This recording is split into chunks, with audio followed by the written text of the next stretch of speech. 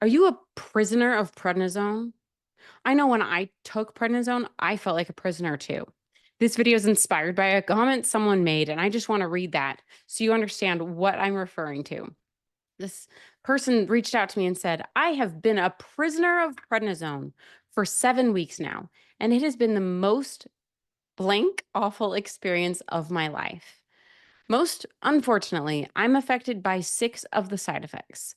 The worst of it has been the fatigue, which has plagued me every single day and impacted my life so very badly. Then there's how it screws with your mind. Even though I'm 75 years old, I've had a great head of hair till this poison came along, and I leave a trail of hair everywhere I go. Sleep, 2 to 3 hours a night is what this poison allows for the most part.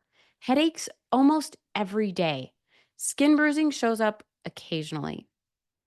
So if you are feeling like this person did, I definitely understand. I personally had to take prednisone for a very long time at a roller coaster of high and low doses.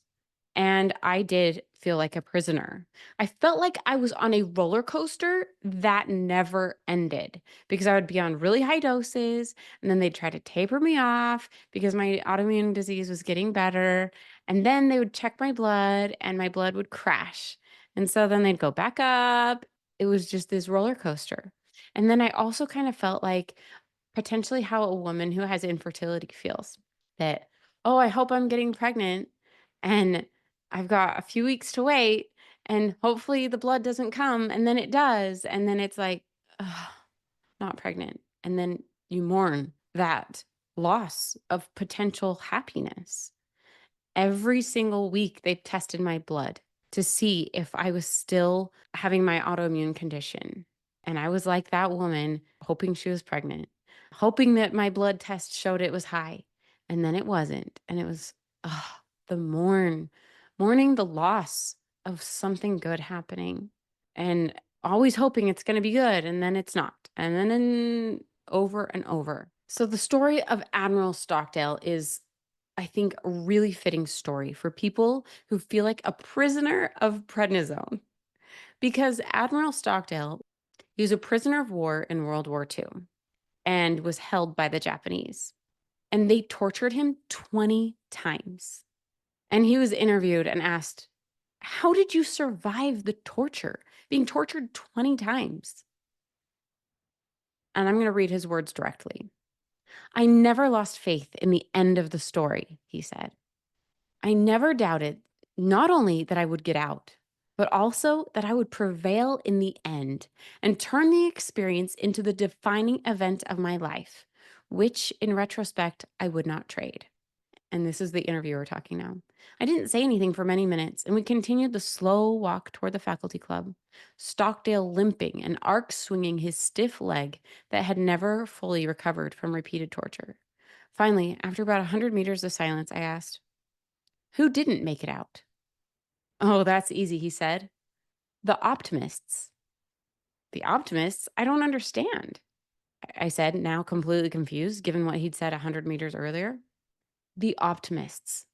Oh, they were the ones who said, we're going to be out by Christmas. And Christmas would come and Christmas would go. Then they'd say, we're going to be out by Easter. And Easter would come and Easter would go. And then Thanksgiving. And then it would be Christmas again. And they died of a broken heart. Another long pause and more walking. Then he turned to me and said, this is a very important lesson. You must never confuse faith that you will prevail in the end, which you never can afford to lose, with the discipline to confront the most brutal facts of your current reality, whatever they might be. And so prednisone is like the torture he underwent. That, I'm hoping it'll be over. And then it's not. And it's giving up with a broken heart that is truly the most fatal thing.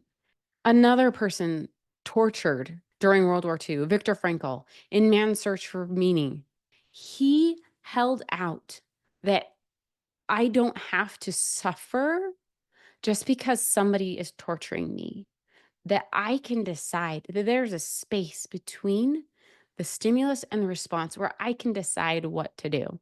Now, granted, while on prednisone, that space is rather short, but you might be suffering while taking prednisone.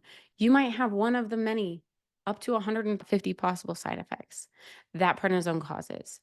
But you don't have to feel like you're going to be trapped forever. You can find that balance between optimism and hope and finding meaning in this event. That for me, taking prednisone truly was one of the defining events of my life. That I've become the prednisone pharmacist and helped hundreds of thousands of people, over 1 million views on this channel alone, because I decided to turn my lemon into lemonade. And so while prednisone may not be the defining event of your life like it has been for mine, you can find ways to fight back in a positive way that you can find.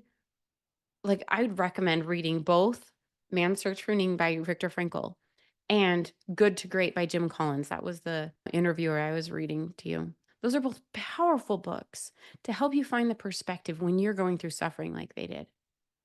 That it really is like you're a prisoner of prednisone and you don't have to be one who dies of a broken heart.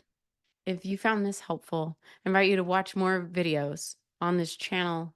Consider liking, subscribing, and if you need more help than what you've gotten so far, I invite you to download my prednisone checklist. It includes inspirational things like this, plus specific things you can do so you don't feel like a prednisone prisoner. And you can take action to make yourself feel better.